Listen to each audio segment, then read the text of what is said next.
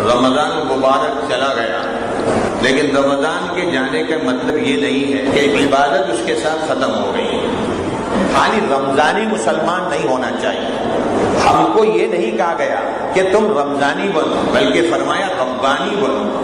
رمضان کا اللہ الگ، شوال کا الگ ہے۔ رمضان کی عبادت کے لیے اللہ تعالیٰ نے حکم دیا ہے اور شوال اور ذوالقعدہ کے لیے حکم نہیں دیا، ایسا نہیں۔ تراویح اگر ختم ہو گئی تو آپ کے لیے نوافل ہیں، چاش کی نماز آپ کے لیے ہے، تہجد کی نماز آپ کے لیے ہے، آپ اس کو کہاں بھول گئے؟ رمضان کے بعد اللہ تعالیٰ نے آپ کو قدرت دی ہے، آپ اپنے پاکٹ سے اللہ کے راستے میں خرچ کرتے رہیے، صدقہ دیتے رہیے۔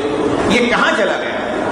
رمضان میں اگر آپ نے خوب کثرت سے تلاوت کی ہے، آج بھی تو اللہ کا کلام موجود ہے، کم از کم ایک مہینے میں تو ایک مرتبہ قرآن مجید ختم کرنے کا فیصلہ کیا۔